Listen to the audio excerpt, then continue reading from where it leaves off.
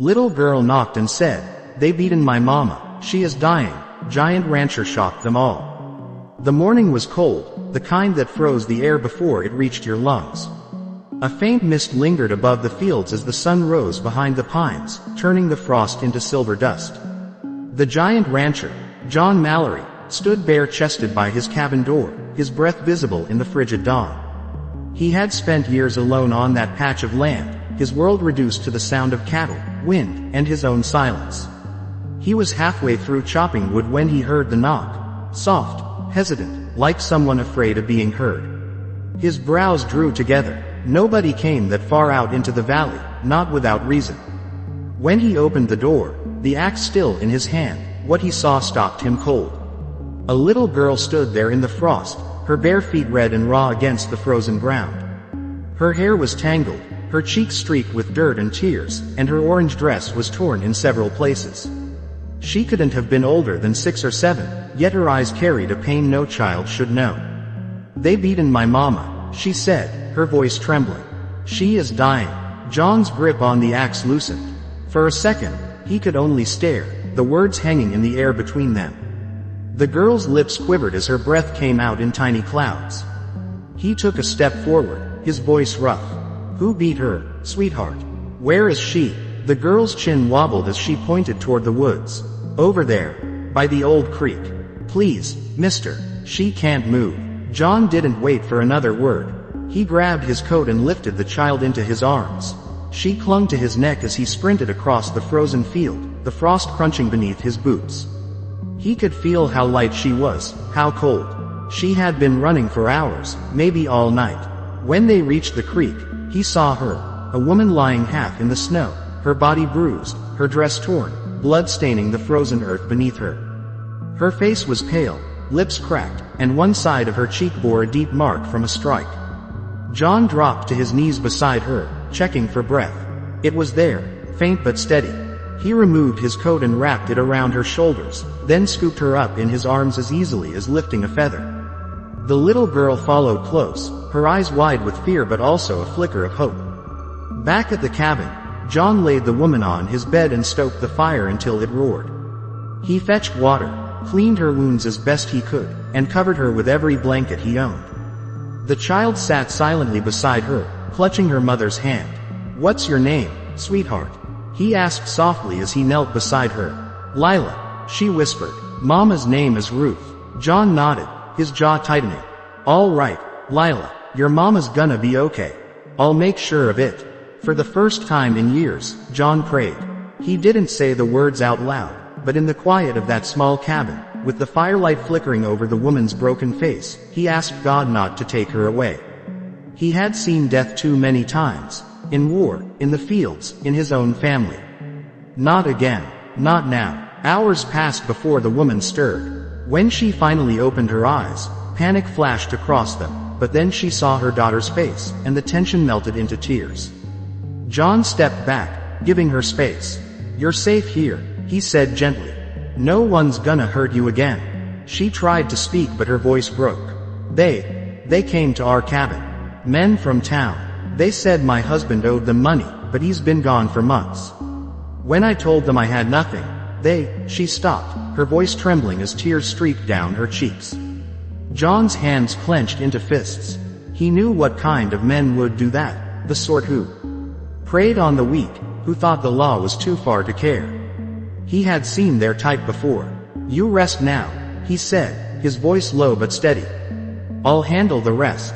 That night, as Ruth slept beside the fire, Lila crept into John's arms, clutching a small wooden horse she'd found on the shelf.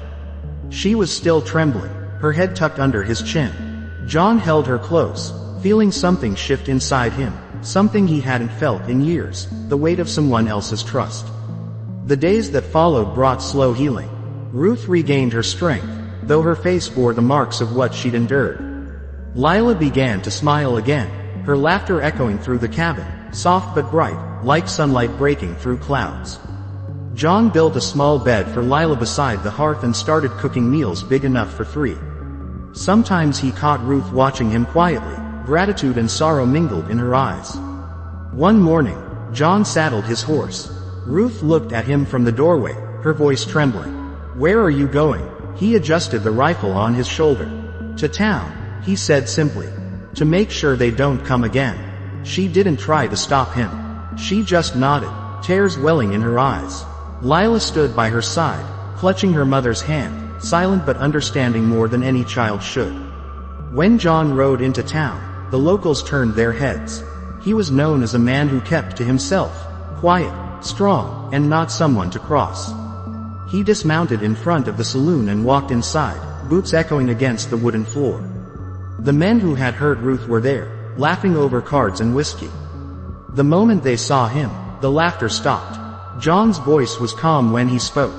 "You went to a woman's house. You beat her, left her for dead." One of them smirked. "Ain't your business, Mallory. She owed money." John's fist struck before the man finished the sentence. The others reached for their guns, but John was faster. The room filled with chaos, shouts, the crash of tables, the crack of wood. When it ended, the men lay broken and bloodied on the floor, their pride shattered along with their bones. John holstered his weapon and walked out without a word. The law in that town didn't need to ask what happened. They knew. Some men deserved mercy, and some didn't. When he returned to the ranch, the sun was setting. Lila ran out to meet him, her tiny boots thudding against the porch. "You came back," she cried, wrapping her arms around his leg. He lifted her up, smiling for the first time in what felt like forever. "Of course I did." Ruth stood in the doorway, her face soft in the fading light. The bruises were fading now, her strength returning. "You didn't have to do that," she said quietly. "Yes, I did," he replied. "No one should live in fear." That night, they sat by the fire, the three of them. Ruth stitched a torn sleeve while John carved a new toy horse for Lila. The flames danced in their eyes, and the silence that once haunted the cabin was gone. Weeks turned into months. The ranch began to change, not in size, but in spirit. Lila fed the chickens and chased the dog through the grass. Ruth tended to the garden, her laughter echoing through the valley. And John found himself smiling more than he ever thought he could. One Sunday, Ruth suggested they attend church in town. John hesitated, but when he saw the way Lila's face lit up at the idea, he couldn't refuse. They sat together in the pew, John in his best coat, Ruth with a shawl draped around her shoulders, and Lila sitting proudly between them. People stared at first, whispering under their breath, but then the preacher began to speak of forgiveness and new beginnings, and the whispers faded into silence. For the first time in years, John felt peace. After the service, Ruth reached for his hand as they walked out into the sunlight. "You gave us a home," she said softly. "You saved our lives." He shook his head. "No," he said, "you both saved mine." That night, as the fire burned low, Lila fell asleep in his arms, her small hand wrapped around the wooden horse he had carved. Ruth sat across from him, watching quietly, her eyes full of unspoken words. In that cabin, once filled only with silence, love had taken root, fierce and unyielding as the land around them. The giant rancher who once lived alone in the wilderness had found something stronger than solitude, something he never thought he'd have again. A family born not of blood, but of mercy, courage, and the beating heart of kindness. The morning sun rose softly over the valley, casting long golden rays across the frosted grass outside the ranch. Smoke curled lazily from the chimney, a sign of life, warmth, and peace in a place that once knew only silence. John Mallory stepped out onto the porch, the wooden boards creaking beneath his boots. He leaned against the post, arms folded, and watched as Ruth and Lila worked by the small garden they'd planted weeks ago. The little girl was laughing, trying to balance a basket full of carrots too big for her small arms, while Ruth's soft laughter followed, mixing with the chirping of the morning birds. For a long time, John simply watched them, the sight so new yet so familiar to something deep within him. He'd forgotten how laughter could make a place feel like home. He walked toward them, and Lila spotted him instantly, her face lighting up like a lantern. "Papa John," she called, the name slipping from her lips before she realized it. She froze, her cheeks flushing with embarrassment, but John only smiled. The sound of that word hit him like a warmth he hadn't known he needed. He knelt down beside her and ruffled her hair gently. "That's a good basket you've got there, little one. Might have to hire you full-time." Ruth looked up at him, her eyes soft. She's been waiting all morning for you to wake up. Said she wanted to show you the carrots she grew herself. John chuckled lowly. Well, I'd say these are the finest carrots in the whole valley. Lila giggled, handing him one proudly. I told Mama they'd grow better if I sang to them. Maybe you should sing to the cows too, John said. They might start giving sweet milk. Her laughter rang out again, and even Ruth couldn't help but smile. For the first time since she'd come to his door bruised and broken, she looked at peace. Her face still bore faint scars, but the light had returned to her eyes. Inside the cabin, the rhythm of life had settled into something that felt almost sacred. Ruth had a way of bringing warmth to every corner of the house. Clean curtains fluttered in the breeze, the smell of bread baking filled the air, and Lila's drawings covered the wooden walls, adding color to what had once been lifeless wood. John didn't say much about it, but every small change she made seemed to soften something inside him, like years of solitude melting away.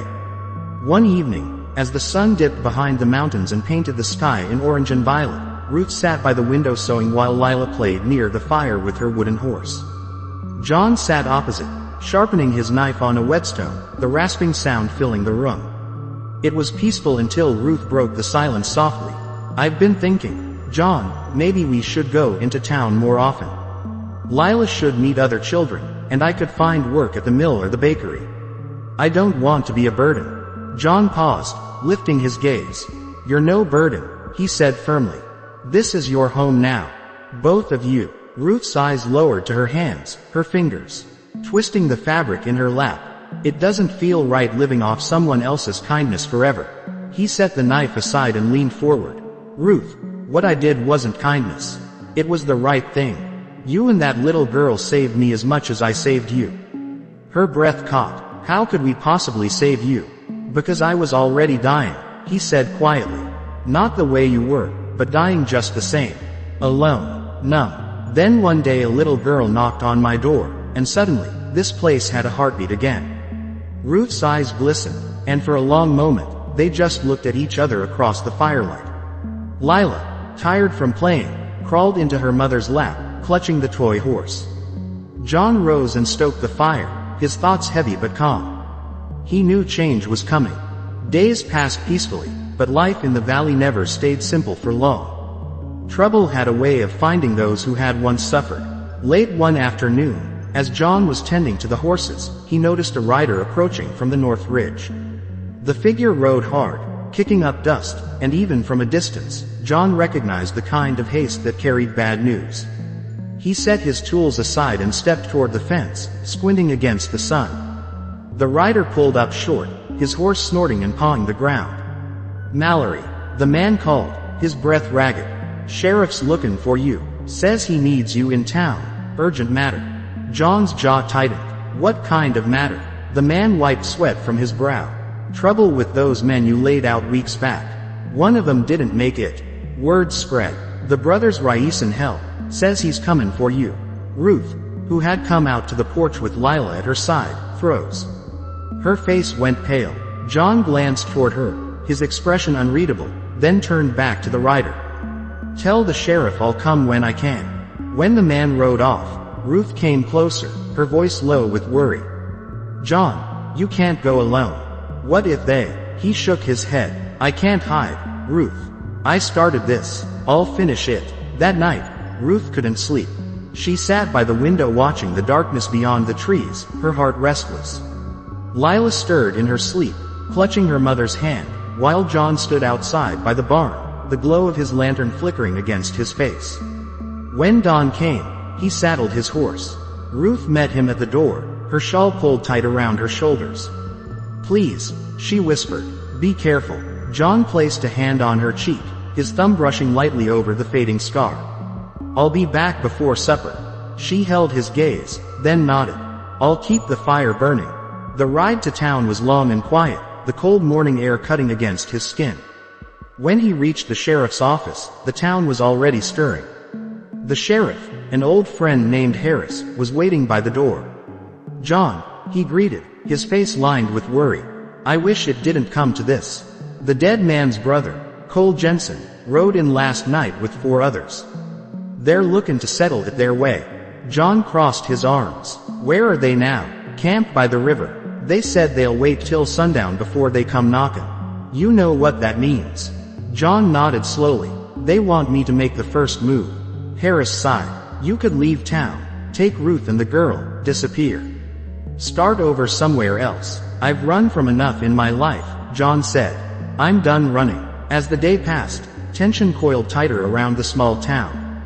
By dusk, word had spread that there'd be a reckoning. Men gathered by the saloon, watching silently as John walked down the street, his hat low, his revolver heavy at his hip. Across from him, Cole Jensen and his men waited, their faces dark with rage. You killed my brother, Cole shouted. Your brother beat a woman half to death, John answered evenly. He got what he earned. Cole's face twisted with fury. You think you're some kind of hero.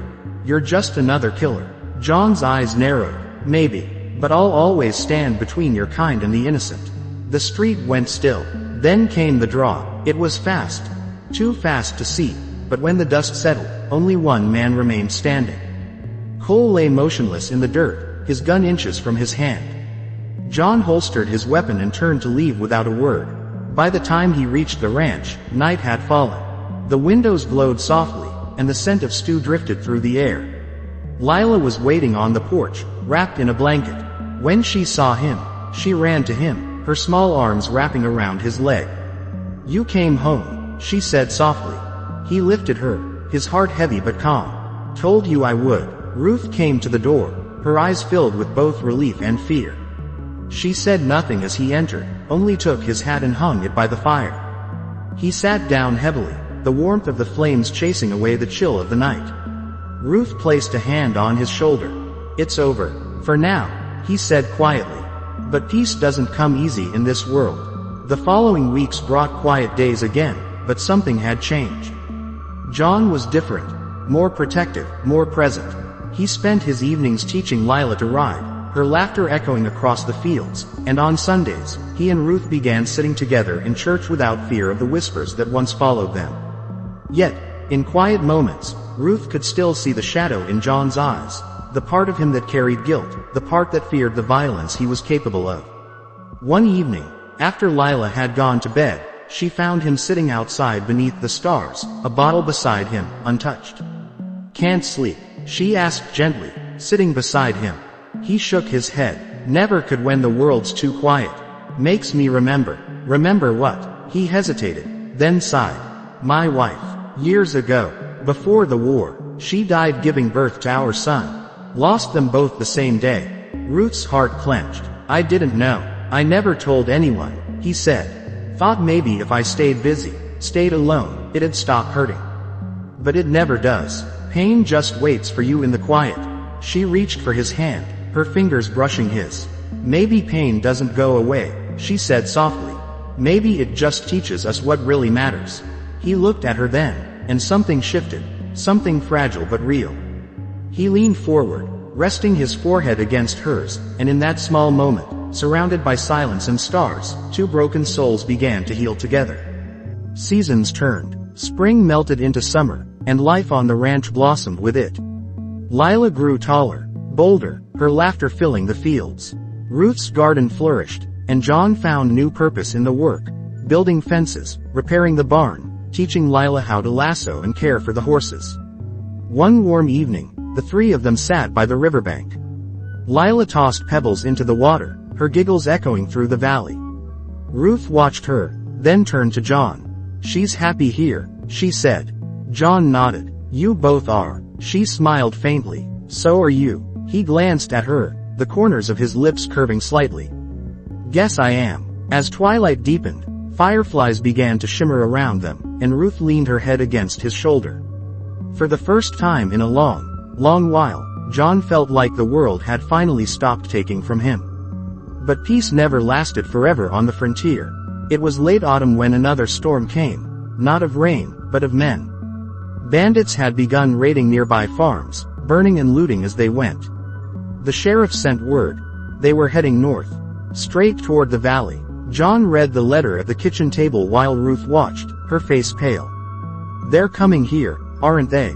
She whispered. He folded the paper carefully. They might, and if they do, we'll be ready. That night, He prepared the ranch. He loaded rifles, boarded windows, and made sure Ruth and Lila had a place to hide if the worst came. Ruth wanted to protest, but she knew better than to argue with the look in his eyes. Just before dawn, the sound of hooves thundered in the distance. John stood on the porch, rifle in hand, the wind cold against his face. Ruth and Lila watched from inside, the fear palpable. The bandits came fast, their shouts echoing through the valley. John fired once into the air, a warning. But they didn't stop. The fight that followed was fierce and desperate. The barn caught fire, flames leaping into the sky, but John held his ground. Every shot he fired was for the life he had built, the family he refused to lose. When it was over, the ground was littered with smoke and silence. The bandits were gone, scattered or dead. John collapsed to his knees, exhausted, blood trickling from a wound on his shoulder. Ruth ran to him, her hands trembling as she pressed a cloth to his wound. "You're bleeding," she cried. He looked up at her, his face pale but steady. "It's nothing. The ranch is safe. You're safe." Lila hugged him tightly, her small arms trembling. "Don't leave us, Papa John," she whispered. He smiled weakly, brushing her hair back. "I ain't goin' anywhere, little one." Days later, the fire was out, the smoke cleared, and the valley returned to its quiet rhythm. The barn would be rebuilt, the wounds would heal, but the bond that had formed between them was now unbreakable. One evening, as the sun dipped below the horizon, Ruth stood beside John on the porch, her hand slipping into his. "You saved us again," she murmured. He shook his head. "We saved each other. That's what families do." She turned to look at him, her eyes full of unspoken emotion. "Is that what we are now? A family?" He looked out across the land, the fields glowing gold in the last light of day. "Feels like it to me." She smiled softly, tears glistening in her eyes. "Then I reckon it's time we stopped running from what's already ours." He turned toward her, and for the first time, he didn't hold back. His hand cupped her face, and when he kissed her, it wasn't out of impulse but of everything unspoken between them. The gratitude, the pain, the love that had been growing quietly all along. Inside, Lila watched through the window, smiling sleepily before curling up in her bed. The sound of the wind outside mingled with the soft crackle of the fire, and peace finally settled deep into the bones of the house. The ranch stood strong against the horizon, rebuilt, renewed, alive. The man who once lived alone had found more than he ever thought possible. A purpose, a love, and the laughter of a child who had turned his silence into song. And in the valley where pain once ruled, hope bloomed again, quiet, fierce, and everlasting. The days stretched longer as spring swept over the valley, turning the frozen plains into a sea of gold and green. Wildflowers pushed through the thawing earth, and the air filled with the sweet hum of bees. The ranch, once silent and cold, pulsed with the sounds of life. Ruth's soft humming as she hung linens in the sun, Lila's laughter as she chased after the hens, and the steady rhythm of John's boots across the barn floor. It felt like the land itself had woken with them, as if God had looked down and decided this corner of the world had seen enough sorrow for a lifetime. But peace is a fragile thing. It comes quietly and leaves without warning. John knew that better than anyone. There were moments, usually at dusk when the sun sank low and painted the fields in amber, that old ghosts crept into his thoughts. Faces from the war, voices from the past, his wife, gone too soon, her laughter still echoing in the corners of his mind. And now, Ruth and Lila had filled that hollow place, bringing light where there was once only emptiness. But light has a way of drawing shadows. One morning, while mending a fence on the north side of the property, John noticed fresh tracks. Horses, 3 or 4, heavy with riders. They weren't from the nearby ranchers. He knew everyone's mounts by heart.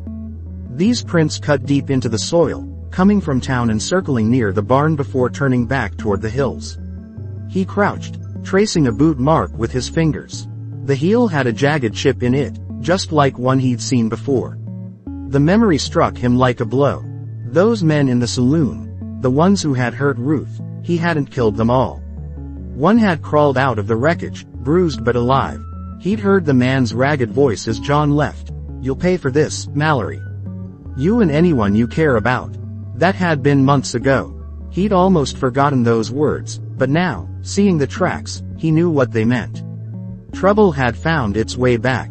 That evening, Ruth sensed his unease. "Something's wrong," she said softly as they sat by the fire. Her eyes, still carrying a hint of the sorrow she'd endured, searched his face. He hesitated. "Could be nothing," he said, but his tone betrayed him. "John," she said, her voice firmer now. "What is it?" He sighed, running a hand through his hair. "Riders came through today. Not from around here. I think they're the same men from before."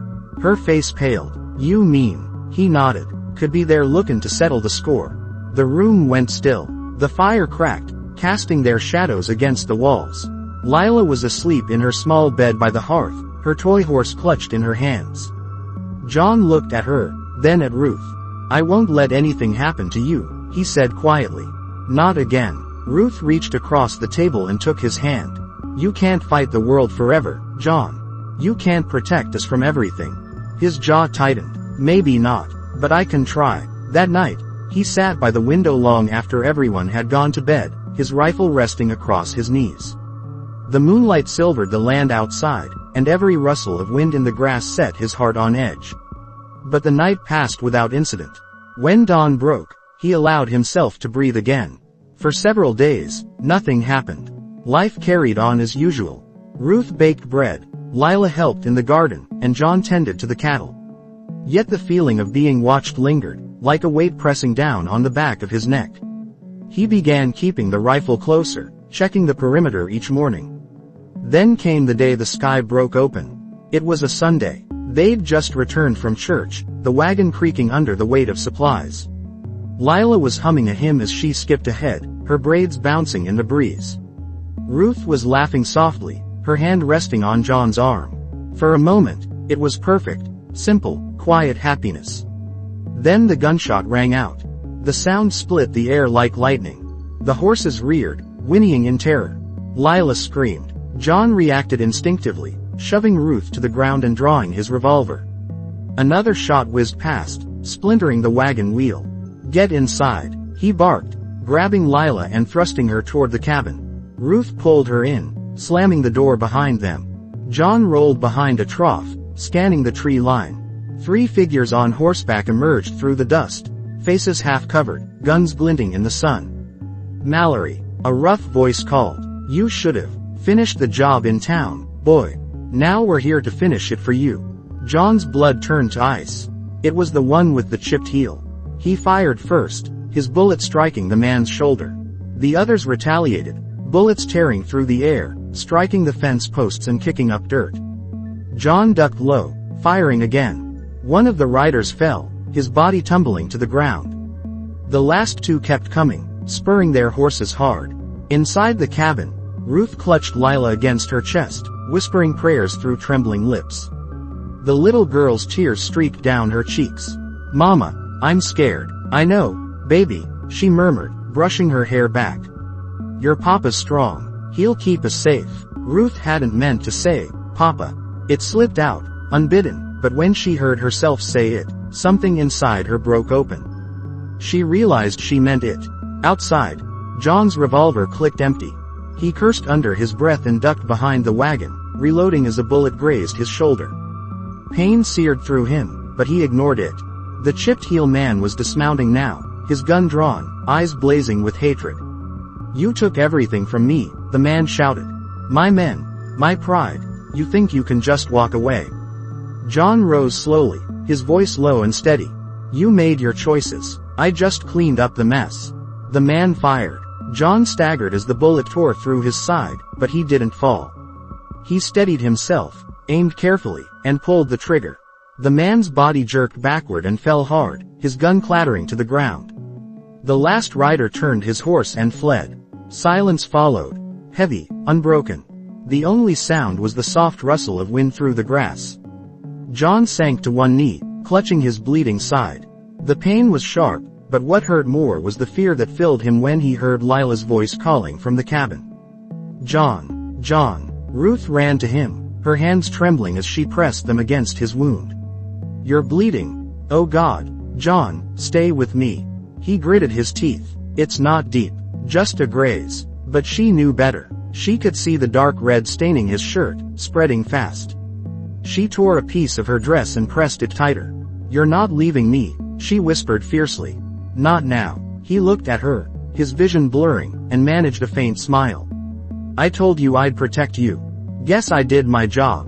"Don't you dare talk like that," she said, tears spilling down her face. "You're gonna be fine. You hear me? Fine." She and Lila helped him inside, laying him on the bed. The little girl fetched water while Ruth cleaned the wound as best she could. Hours passed in agony. John drifted in and out of consciousness, hearing fragments of Ruth's voice, soft, desperate prayers, and the sound of Lila sobbing quietly. When he finally woke, the room was dim, lit only by the glow of the dying fire. Ruth sat beside him, her head resting on his arm. Lila slept curled up at his feet, her hand holding his. He felt weak but alive. "How long?" he croaked. Ruth stirred, lifting her head. Her eyes were swollen from crying, but she smiled. 2 days. You lost a lot of blood, but you're safe now." He looked around the room, then back at her. The men, gone. Sheriff took care of what was left. John exhaled, relief washing over him. He tried to sit up, but Ruth gently pushed him back. "Don't," she said softly. "You need to rest." He nodded, his hand finding hers. "You and Lila. You did good." She smiled faintly, tears glistening in her eyes. "You saved us again, John. I don't know how to thank you." He looked at her, his voice rough. "You already have." The days that followed were slow and tender. Ruth cared for him with unwavering devotion, changing his bandages, feeding him broth, sitting with him through the long nights. Lila brought him flowers from the meadow and read aloud from a tattered children's book she'd found. And slowly, John healed. One evening, as the sun dipped behind the hills, Ruth stood on the porch watching the light fade. John joined her, moving slowly but steady now. He stood beside her, the air filled with the scent of rain and grass. "I used to think this land would be the death of me," he said quietly. "Now it feels like home." Ruth looked at him, her eyes soft. "It's because you let it be. You let us in." He turned toward her then, his gaze steady. "I spent years thinking I didn't deserve another chance. Thought I'd used up all the good I had in me. But you and Lila, you changed that." She reached for his hand. "We didn't change you, John. We just reminded you who you were." The words hung between them, warm and honest. Then, without another word, he drew her closer. The kiss was gentle, hesitant at first, but it carried the weight of everything they'd been through. The pain, the loss, the hope reborn from ashes. Lila's laughter echoed from the yard, chasing a stray chicken as the last light of day painted the sky in shades of gold and violet. The world felt whole again. Seasons passed, and life found its rhythm once more. John's wound healed, leaving a faint scar that Ruth sometimes traced with her fingers when the nights grew long. The ranch flourished. Fields full of grazing cattle, a garden bursting with color, laughter echoing through every room. They built a small wooden cross near the edge of the property, where the wildflowers grew thickest. It bore no names, but John often stood there in silence, remembering those he'd lost and giving thanks for those he'd found. Years later, when the town spoke of John Mallory, they didn't call him the quiet rancher anymore. They called him the man who built a family out of broken pieces, the man who fought for what was right, who turned pain into something beautiful. Ruth and John grew older together, their hands weathered but still intertwined. Lila grew into a young woman, bright, fierce, kind, riding across the fields with her father's strength and her mother's grace. One evening, as the sun set behind the ridge, John sat on the porch, the wooden horse still resting on the railing where Lila had left it years ago. Ruth came out, her hair silver now, her smile soft. "Thinking again?" she asked gently. He chuckled. "Always." She sat beside him. "About what?" He looked out over the land, the cattle grazing, the barn glowing in the last light. "How lucky I got," he said quietly. "Didn't think I'd live to see peace like this." Ruth leaned her head against his shoulder. "You earned it." He smiled faintly, the lines around his eyes deepening. "Maybe, but I think it was given to me." As twilight deepened, Lila's voice carried from the field, calling them to supper. The sound was music, clear and bright against the whispering wind. John stood, his arm around Ruth, and together they walked toward the house. The door opened, spilling golden light into the dusk, And for a moment, everything, every sorrow, every struggle, every scar, felt worth it. The ranch that had once echoed with silence now pulsed with life. The man who had lost everything had found more than he ever dreamed possible. And though time would one day take them all, what they built together, love, courage, kindness, would outlive them in every blade of grass, every sunrise over the valley, every whisper of wind through the trees.